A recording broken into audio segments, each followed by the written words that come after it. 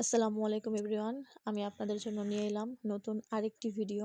আজকের ভিডিওতে আমি দেখাবো কিভাবে আমি আমার 16 মাস বয়সী বাচ্চাকে সেই 6 মাসের পর থেকে ঘরে চালের সুজি করে খাওয়াচ্ছি। সেই ভিডিওটাই আমি আপনাদের সাথে আজকে শেয়ার করব। আশা করি আপনাদের সকলের উপকারে আসবে। চালের সুজি ঘরে তৈরি করতে আপনাদের খুব বেশি কিছু প্রয়োজন নেই। আমরা রেগুলার যে ভাত খাই সে ভাতের 2 কাপ চাল পরিমাণ আমি এখানে চাল নিয়েছি। এখন আমি এই চাউলটাকে পরিষ্কার পানিতে 2 থেকে 3 বার ধুয়ে নেব।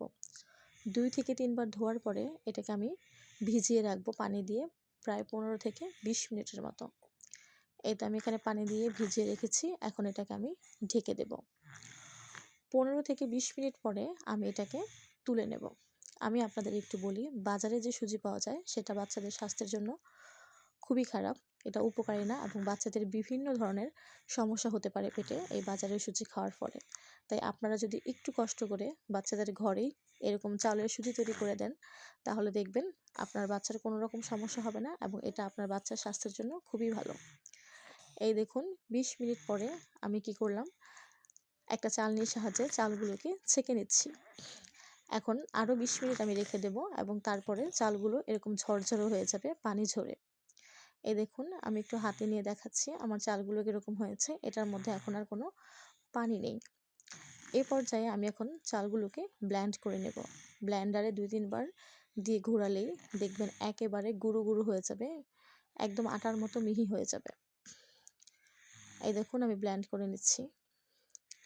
আমি সেই 6 মাস থেকে আমার বাচ্চাকে এভাবেই আমি চালের সুজি করে খাওয়াচ্ছি। আলহামদুলিল্লাহ তার কোনো সমস্যা হয় না।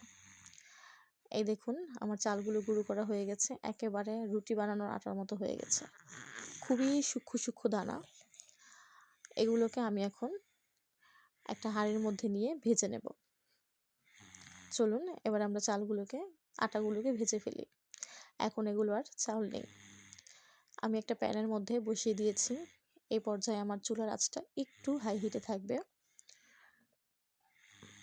চালগুলো আমি সব নিয়ে এখন একটা খুন্তির সাহায্যে আমি এটাকে অনবরত নেড়ে চেড়ে নেব।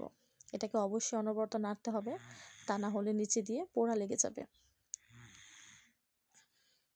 আপনি যতক্ষণ দেখবেন এটা হালকা একটু ভারী ভারী লাগে এই পর্যায়ে, যেহেতু চালটা একটু ভেজা থাকে, যতক্ষণ না হালকা হয়ে আসছে ততক্ষণ পর্যন্ত আপনি নাড়তে থাকবেন এবং আপনার চুলার হিটটা হাই হিটে রাখবেন। আমি আমার নাড়াচাড়ার সুবিধার্থে হাঁড়িটাকে চেঞ্জ করে নিয়েছি। এখন আমার নাড়াচাড়া করতে সুবিধা হচ্ছে। এই দেখুন আমি অনবরত নেড়ে যাচ্ছি, না হলে নিচে দিয়ে লেগে যাবে। আমার সুজিটা প্রায় হয়ে এসেছে, দেখুন কালারটা চেঞ্জ হয়ে গেছে, অনেকটা বাদামি বাদামি কালার চলে এসেছে। এই পর্যায়ে আমি একটু নেড়ে চেড়ে সুজিটাকে নামিয়ে নেব। এই সুজিটাকে আমি 1 থেকে 1.5 মাস পর্যন্ত সংরক্ষণ করতে পারি। একটা বক্সের মধ্যে আপনি রেখে 1 থেকে 1.5 মাস আপনি আপনার বাচ্চাকে খাওয়াতে পারেন। দুধ দিয়ে, যারা ফর্মুলা খাওয়ান ফর্মুলা দুধ বা গরুর দুধ বা এমনিতেও হালুয়া রান্না করে রুটির সাথে যেভাবে ইচ্ছা আপনি আপনার সন্তানকে খাওয়াতে পারেন। ধন্যবাদ সবাইকে। আমার ভিডিওটি ভালো লাগলে অবশ্যই লাইক কমেন্ট করবেন। সেই সাথে যারা এখনও আমার চ্যানেলটিকে সাবস্ক্রাইব করেননি সাবস্ক্রাইব করবেন। ধন্যবাদ।